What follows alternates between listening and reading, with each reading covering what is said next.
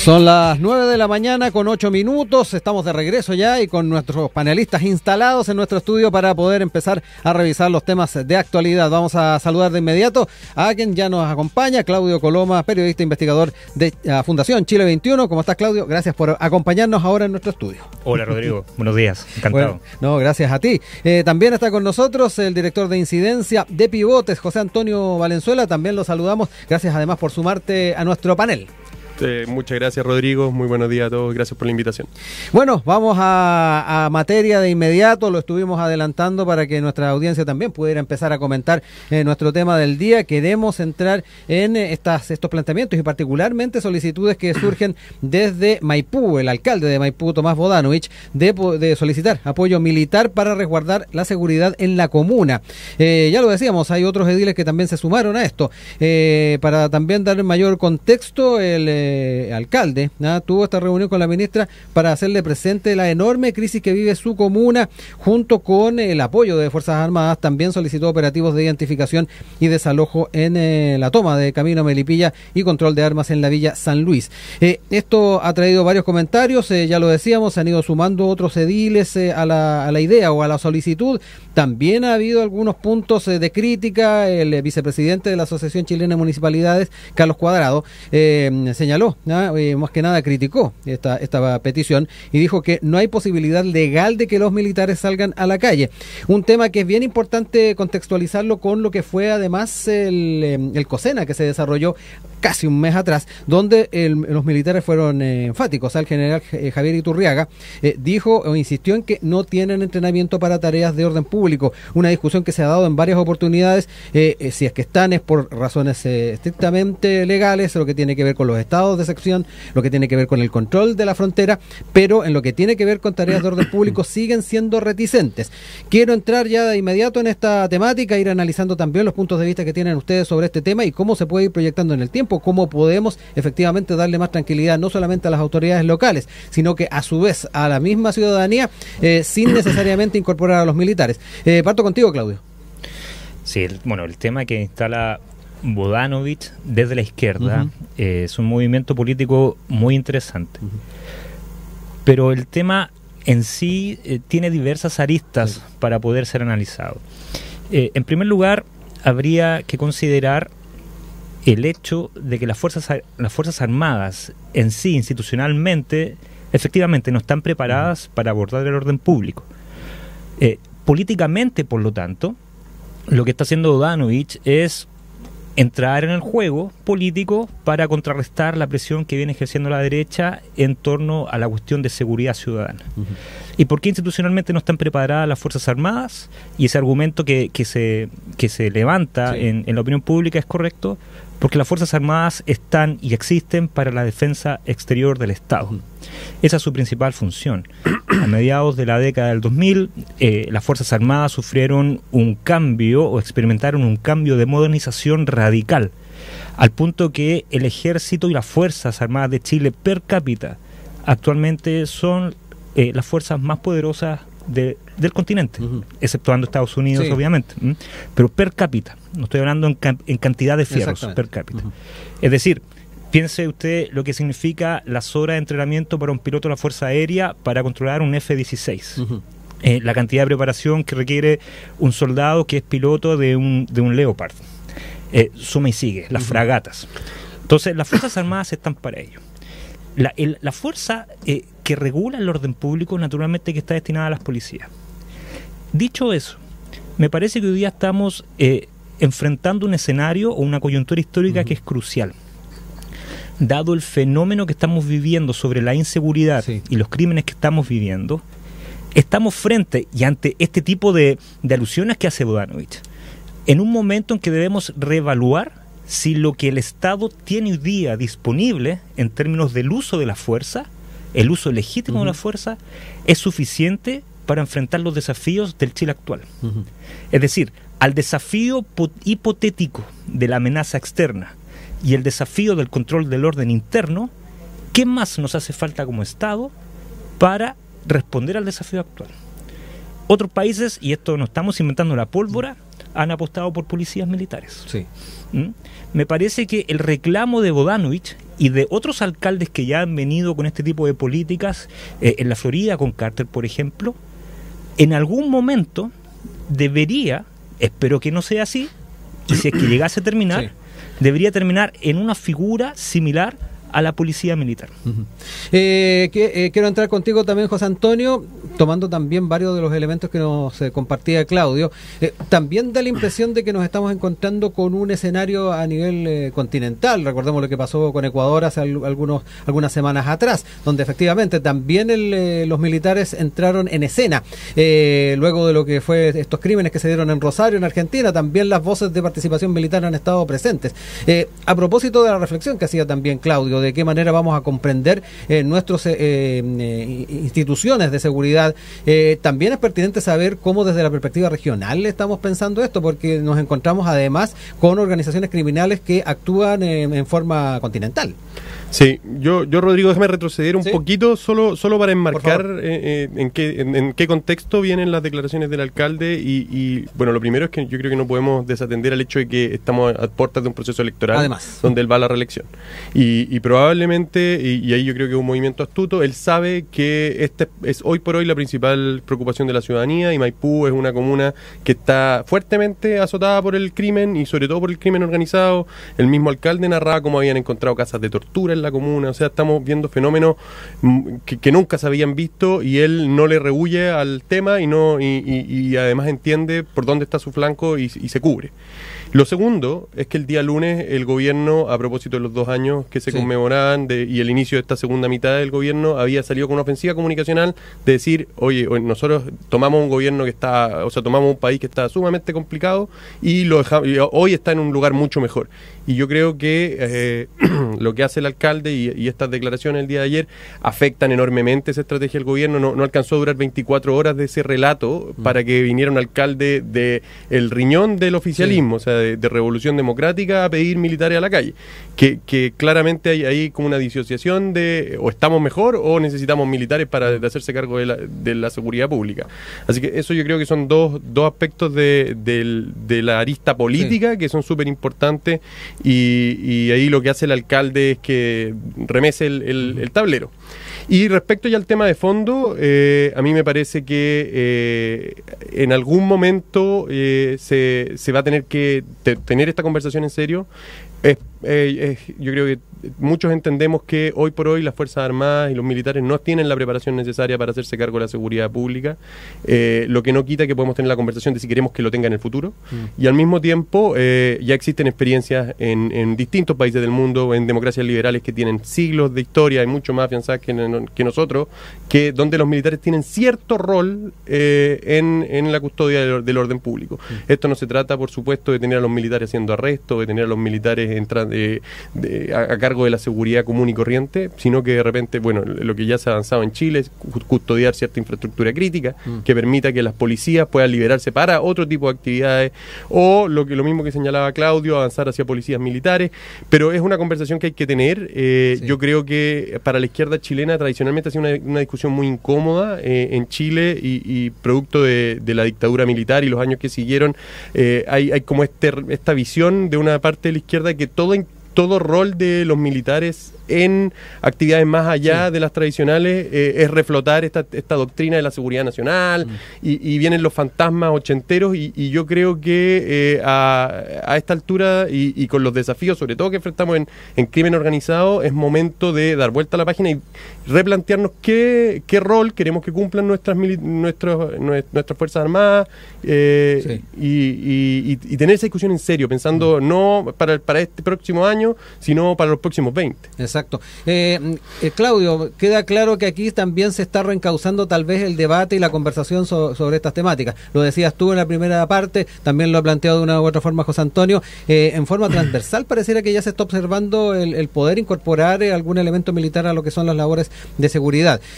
Quedémonos un poquito en eso, por dónde podría avanzar, temas de inteligencia, reforzamiento, instrucción de militares para poder incorporarse a ciertas tareas, y también te reitero lo que le planteaba recién a José Antonio, de qué manera también lo comprendemos como continente esta labor, tomando en cuenta de que el influjo de estas bandas se está observando en distintas realidades. A ver, me parece que aquí hay un debate un tanto pirotécnico cuando se habla sobre la infraestructura crítica. La infraestructura crítica, cuando hablamos de protegerla, principalmente se está hablando ante fenómenos externos sobre los cuales las Fuerzas Armadas pueden tomar un posicionamiento, pueden ser desplegadas para poder defenderlas. Y con un fenómeno externo me refiero no solamente al ataque, el bombardeo de algún estado, de un tercer estado, sino también ante fenómenos naturales como un terremoto. Es decir, la infraestructura crítica y su protección tiene que ver con cómo resguardamos una represa, cómo resguardamos una central hidroeléctrica, etcétera. Ese tipo de infraestructura crítica. No me cuesta entender la relación que se hace desde el mundo político con esa definición de infraestructura crítica y lo que pueda ocurrir, por ejemplo, en esta toma en Maipú.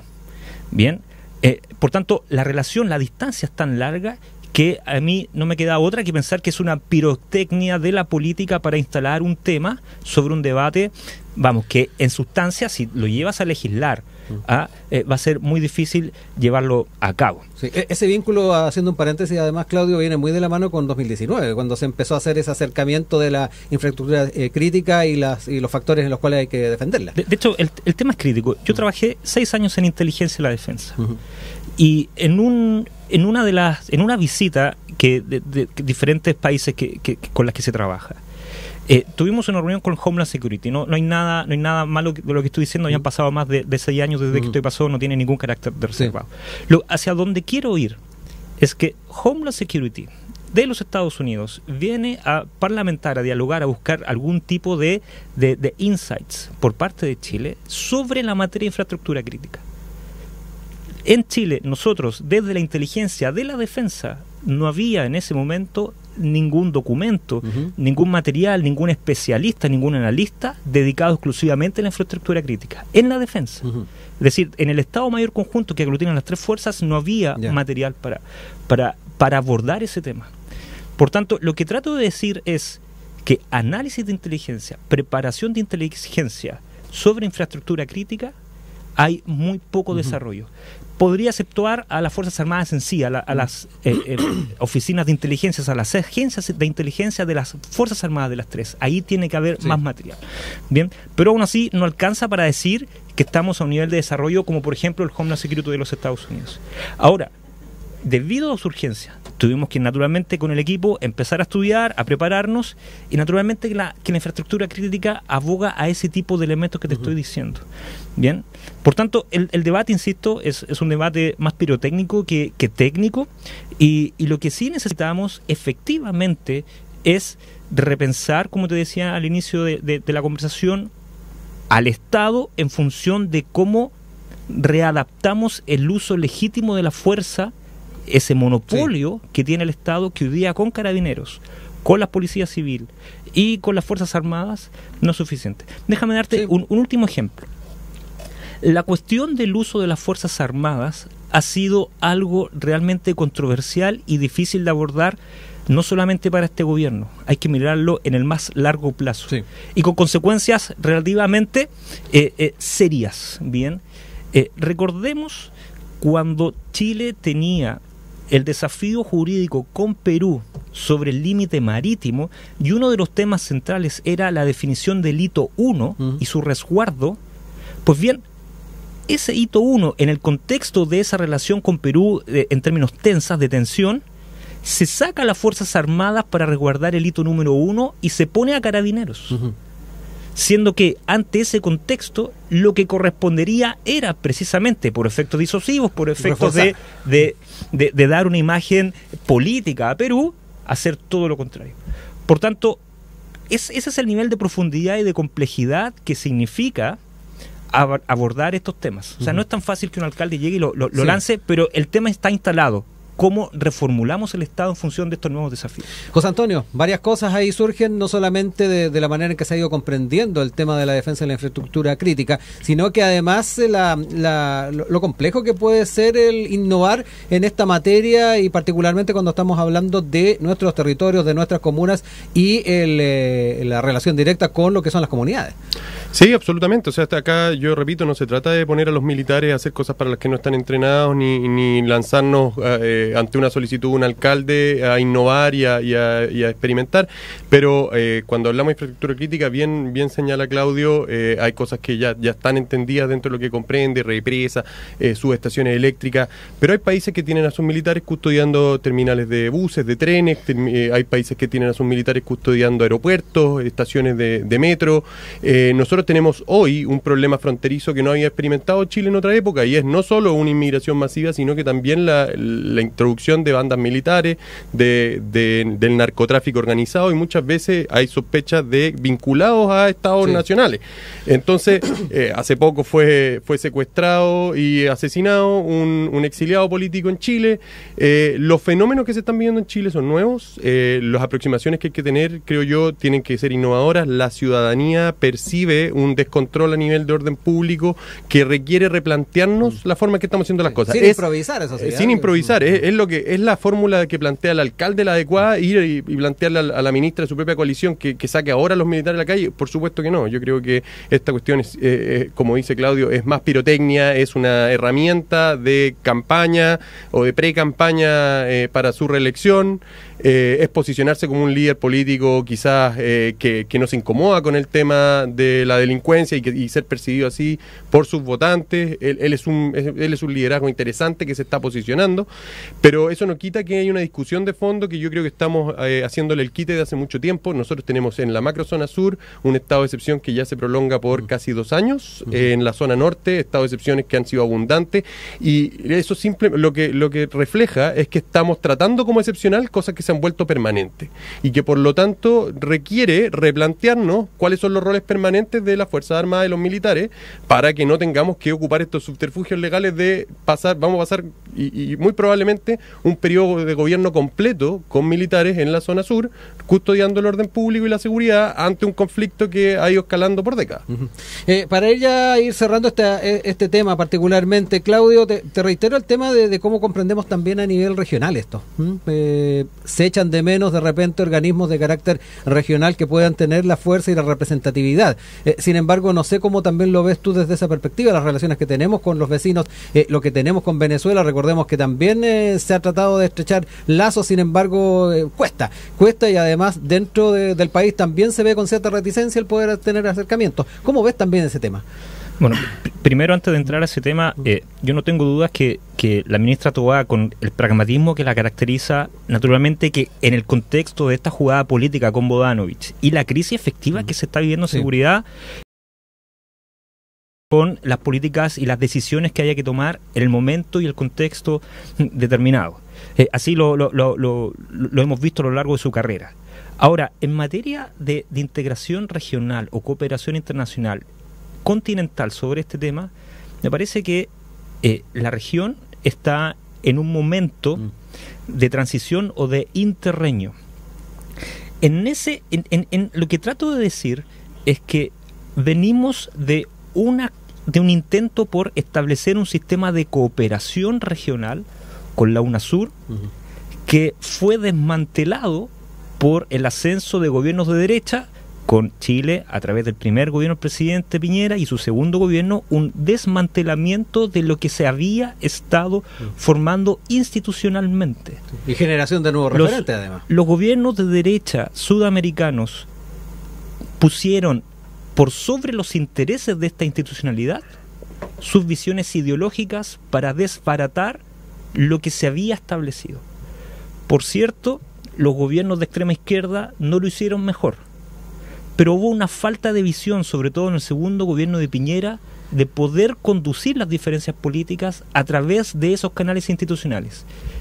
¿Qué se optó en ese entonces? Salirse de UNASUR y dejarla en el estado que está hoy.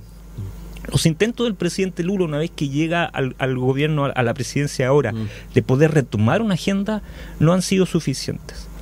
Ante esa falta, ese vacío, que naturalmente lo que trató de armar Piñera y el presidente Duque en ese entonces con Prosur fue no más que otra pirotecnia, no dan abasto, no nos permite dar abasto para responder a estos desafíos que estamos hablando y que se han descrito bastante bien ante este fenómeno transnacional que estamos viviendo. La región necesita mecanismos de cooperación internacional que se sobrepongan a los vaivenes de la política nacional de los diferentes estados. Y eso está todo por hacerse. Ahora, en materia de gobierno, y lo hemos visto estos días, lamentablemente el gobierno del presidente Boric en materia de política exterior y en esta materia particular está al debe. No, las noticias que hemos visto sobre el canciller Van Claveren hablan de eso por sí solos. Me cuesta creer que un canciller con esa experiencia, con la experiencia de Van Claveren, con toda su preparación diplomática y académica, esté sufriendo este tipo de cortapisas, como por ejemplo avanzar en cooperación. Hace poco veíamos que en Bolivia se estaba celebrando un tratado bilateral, un acuerdo bilateral, y nuestra Cancillería no había sido informada debidamente. Hay algo en el gobierno, en el corazón del gobierno, en la presidencia, en la moneda, que no impide avanzar en materia de cooperación. Yo lo llamo idealismo político, o una política media naif, inocente. Declarar el antagonista en Maduro, fijarlo en Maduro, fijarlo en Nicaragua, y con eso trabar la conversación política y esa cuota de pragmatismo que siempre necesitas en política exterior para avanzar en estos temas. La derecha contribuye bastante en eso. Si yo pienso en el presidente Boric y lo que hace, además de su propio idealismo de ver el mundo en términos de cooperación y felicidad, la derecha con su política de empujar hacia la condena de Maduro entrega un ingrediente adicional para decir, en política exterior debemos dejar de llevar a cabo este tipo de discursos y ser más pragmáticos. En relaciones internacionales tienes que hablar con los rojos, con los amarillos, con los dictadores, con los democráticos, en función de los intereses de tu propio Estado, y eso este gobierno no lo está haciendo. José Antonio, ahí importante los datos y particularmente las apreciaciones de Claudio a la hora de comprender las relaciones internacionales. Ahí trajo a colación un poco lo que ha sido la historia reciente de las distintas instancias a nivel continental que se han generado y cómo desde la perspectiva ideológica muchos de estos proyectos se han ido difuminando. Absolutamente, pero yo creo que es un fiel reflejo de lo que está pasando en la región desde hace ya varios años, si no décadas. Es una región polarizada que pasamos de Bolsonaro y Milei a Lula y Fernández y yo creo que es un continente partido en dos donde no hay ganas de colaborar ni de generar canales permanentes de comunicación, sobre todo para enfrentar temas tan graves como la inmigración y como el narcotráfico. Pero hay que conversar con todos, porque ahí también Claudio lo planteaba. Yo creo que a la hora de pensar en el bienestar de la región. Yo creo que hay que conversar con todo y las relaciones diplomáticas hay que tratar de mantenerlas con todo, pero creo que al mismo tiempo uno no puede cerrar los ojos frente a dictaduras que son sanguinarias, que ya se están prolongando por décadas. Entonces hay una tensión que hay que saber manejar. Para eso se requiere la muñeca política, para eso se requiere las labores diplomáticas y de Cancillería por debajo, y las declaraciones políticas mantenerlas al mínimo, y yo creo que ser capaz de solo ser categórico y lanzar estas frases cuando realmente sirven a un propósito y no simplemente para mostrar bondad y pureza de alma. Yo ahí sí estoy de acuerdo con Claudio. Yo creo que hay un cierto como idealismo o infantilismo en la forma en que se ven y en que se trabajan las relaciones internacionales por parte del presidente. Yo creo que incomoda. Yo creo que de antes ha habido errores, por supuesto. Me parece que perdí el audio, no sé si no estamos al aire, no hay problema. Me parece que se ha visto durante el gobierno de Sebastián Piñera, pero también anteriormente, un continente partido en dos, donde hay muchas ganas de aliarse con los presidentes del sector político y no generar canales permanentes de comunicación. Y también creo que nosotros tenemos relaciones que a veces han sido complejas con nuestros países vecinos, lo que tampoco colabora a generar instancias permanentes de diálogo y de manejo de situaciones diplomáticas, como en materia, por ejemplo, de migración, que es fundamental. Pero el infantilismo actual yo creo que está siendo muy evidente y es una presidencia que pasa muy por arriba de Cancillería, y yo creo que al ministro Van Claveren se le ve incómodo por lo mismo. Me parece que muchas de las decisiones se toman de forma más o menos apresurada y con la guata por parte del segundo piso, y después se notifica al ministro, y eso hace que tengamos impas diplomáticos bien seguidos.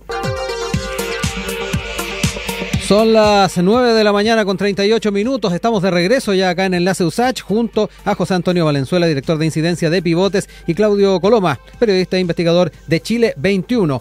Dejamos lanzado el otro tema. Estábamos hablando de la manera en que el país particularmente ha estado asumiendo sus relaciones internacionales, también el tema de la Cancillería, a propósito de cómo nos tratamos de organizar, coordinar con otros países en los temas que tienen que ver con el combate de la delincuencia. Pero en el último tiempo también ha estado presente en la palestra la manera en que se ha estado enfrentando el tema de las relaciones con Israel, y particularmente cómo desde los principios, desde el gobierno, se ha optado por tomar ciertas decisiones, no solamente el rechazo a lo que está pasando en Gaza, sino que además tomar decisiones como es excluir a Israel de lo que fue la FIDAE, la Feria de Aeronáutica y el Espacio.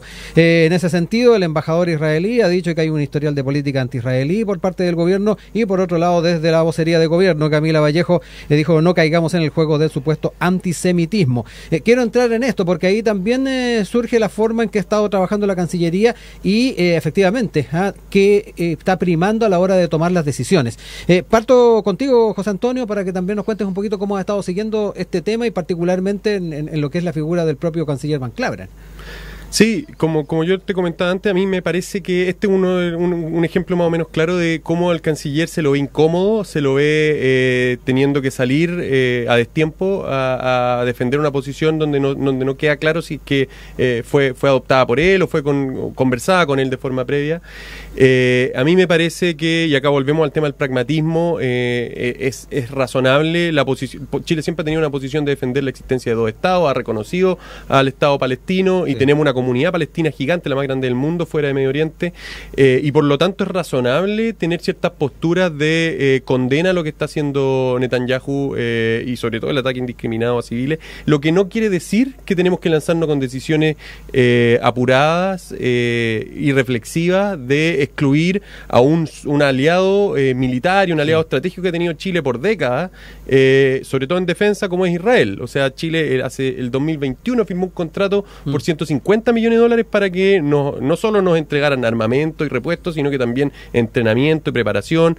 Y todo esto se puede poner en riesgo por una decisión, creo yo, apresurada, una decisión que es más como por buenismo, a veces pareciera buenismo presidencial, de lo que él considera que es justo, pero sin sopesar los intereses de Chile, los riesgos que eso implica, las represalias que esto puede traer. Se ponía muchas veces el caso de Rusia, de lo que hizo Piñera al excluir a Rusia de la FIDAE, pero la verdad es que con Rusia nosotros no tenemos ninguna relación, no tenemos prácticamente ningún contrato con ellos, ninguna colaboración militar. Entonces este caso es súper distinto, puede generar consecuencias, puede afectar el interés chileno de forma importante, y por eso es bueno que estas decisiones se sopesen, se mediten, se conversen con Cancillería y tratar de agotar las vías diplomáticas antes de lanzarse con una decisión así como una pachotada como esta. Claudio, desde tu perspectiva también, ¿cómo has observado estas seguidillas de gestos, de señales que surgen desde la moneda, y particularmente también a propósito de lo que señalaba recién José Antonio, qué percepción tienes tú también de qué nivel de discusión tienen muchas de estas decisiones que se toman? A ver, primero decir que la política exterior del Estado de Chile no es antisemita. Sin embargo, las declaraciones y la forma en cómo el presidente está conduciendo la política exterior, y lo focalizo en el presidente, da pie, genera un campo simbólico para que el representante del Estado de Israel en Chile, en Santiago de Chile, pueda articular conceptos como ese. Bien. Y no es antisemita partiendo por el hecho más básico de que tenemos un canciller con una historia familiar y personal que sabe del antisemitismo. De hecho, hay un punto para reforzar la incomodidad, un punto más para reforzar la incomodidad que podría estar sintiendo Alberto Van Claveren, que, digámoslo, originalmente se llama Albert Van Claveren. Entonces ya ahí tenemos un antecedente fundamental para entender que el Estado no tiene una política antisemita. Pero, insisto, las señales que ha dado el presidente no han sido afortunadas. Lo de FIDAE es un ejemplo más. Pero tiene que ver, me parece, a mi juicio, tiene que ver con una mirada bastante provinciana que este gobierno, la moneda, hay sobre las relaciones internacionales. Ya lo vimos anteriormente con la guerra en Ucrania. Este gobierno es uno de los pocos gobiernos, y el único gobierno de izquierda por lo demás, que tomó partido explícito en el lado ucraniano, en contra de Rusia, en vez de tomar una posición más pragmática en torno al conflicto. Porque uno puede condenar, uno puede tomar posición en política exterior, y la posición se defiende y se presenta a través de la diplomacia, no a través de este tipo de acciones, como las que vimos en FIDAE. Entonces, lo que veo yo con el caso ucraniano y con el caso israelí es una mirada provinciana en términos de fijar al mundo o dividir al mundo entre buenos y malos, arbitrariamente. Cuando hacemos eso en política exterior, estamos dándole la espalda, a lo menos simbólica y públicamente, políticamente, la espalda a la diplomacia, a la negociación diplomática, a la posibilidad de que Chile, teniendo la comunidad palestina más grande del mundo fuera del mundo árabe, negarle la posibilidad o restarle la posibilidad para ser un actor diplomático en este conflicto. Me parece que esa es la profundidad que tienen las decisiones del presidente Boric en torno a Israel y también en torno a lo que ocurrió anteriormente en Ucrania. Otra cosa distinta es que analicemos la entrevista que dio el embajador de Israel en Chile en Mesa Central, que también ahí hay varios puntos que podemos analizar. Pero nadie puede negar hoy día la catástrofe. El genocidio está a la vuelta de la esquina. El genocidio está a la vuelta de la esquina. Las demandas por crímenes de lesa humanidad en la Corte Penal Internacional que puede enfrentar Netanyahu una vez que termine el conflicto es inminente. Por tanto, nadie puede negar eso. Y no es justificable que se pueda ver una especie de lavado de imagen o equiparación, una ley del empate que se intentó establecer con los lamentables y trágicos hechos del 7 de octubre y toda la masacre que ha ocurrido desde entonces. Son dos fenómenos completamente distintos y que no pueden ser equiparables, cada uno analizado en su propia dimensión. José Antonio, me quiero quedar con un concepto que ocupó ahí Claudio respecto a la manera que se han enfrentado situaciones como es el caso de lo que se vive en Palestina y también lo de la guerra de Ucrania por parte del gobierno, esta suerte de provincianismo. Traigo a colación la palabra que utilizó Claudio. ¿Cómo también lo ves? De repente, a propósito de ese juicio, uno pensaría que también desde la perspectiva de relaciones exteriores se está tratando de impactar más de que dejar patente la visión de un Estado. A mí me parece que el presidente Boric lleva las relaciones diplomáticas de una forma parecida a la que llevaba la política interna cuando era diputado, o sea, con la idea de que declaraciones potentes a través de su Twitter o a través de entrevistas, a él lo van a posicionar como un líder mundial y le van a dar una cierta visibilidad a él y a la causa chilena o a los mensajes que él cree que Chile debe transmitir, y eso en parte un desconocimiento y también yo creo un cierto desprecio a la labor diplomática, a lo que este es un mundo complejo que tiene sus propias directrices, sus propias pautas, sus propios códigos que a veces pareciera o que el presidente desconoce o que el presidente tiene un cierto desprecio hacia. Y al mismo tiempo, y yo creo que esto es donde el problema se va poniendo más complejo, van generando efectos a veces indeseados de ir moviendo la posición política o la forma de llevar las relaciones internacionales de Chile. Nosotros hoy estamos teniendo un conflicto que está escalando innecesariamente con un antiguo socio que también es aliado de varios de nuestros socios, que es Israel. Al mismo tiempo, hoy no tenemos un embajador en Reino Unido, uno de nuestros socios más antiguos, porque por un papelón en la designación de una cónsul que culpaba de sus errores al rey, ni más ni menos. Y al mismo tiempo tenemos hace poco una columna muy buena de Paz Zárate que mostraba, que evidenciaba cómo se amplió a 24 horas, o sea, va a estar abierta las 24 horas del día la frontera que tenemos con Bolivia, que acaba de firmar un tratado con Irán. Entonces, y esto no fue en Chile ni se informó por los medios oficiales bolivianos, y todo esto juntos van armando un escenario donde uno no sabe si Chile está moviendo su posición y su red de alianzas en el escenario internacional, o son simplemente efectos indeseados de una política internacional que se toma a la ligera y poco reflexionada, y yo creo que liderada por el presidente y no por el canciller. Ya casi para ir cerrando, Claudio, yo traía a colación la figura de impactar en muchos aspectos a la hora de tomar decisiones. ¿Te da la impresión de que esto también se está observando en otros países, en la forma en que se comprende la diplomacia? ¿Es un denominador común en muchas relaciones entre países? ¿Cómo lo ves tú? Impacta poco.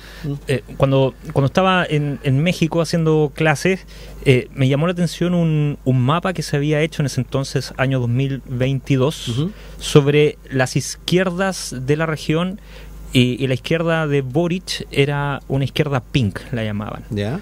Es decir, no era una izquierda tradicional, no era una izquierda con una posición muy firme, sino que era una izquierda muy light.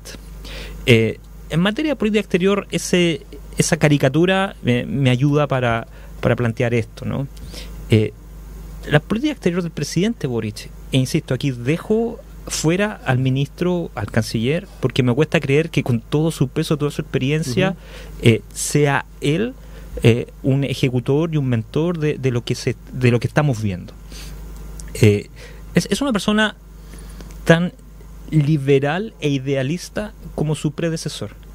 Me parece que como Estado, como país, Chile carece, y está empezando a carecer, de una capacidad técnica, profesional, que se haga cargo de la política exterior desde el mundo político, no desde la diplomacia. Pero desde el mundo político también se ha despotenciado, se ha despreocupado de la diplomacia. Y eso es un rasgo transversal a la derecha gobernante y a la extrema izquierda gobernante.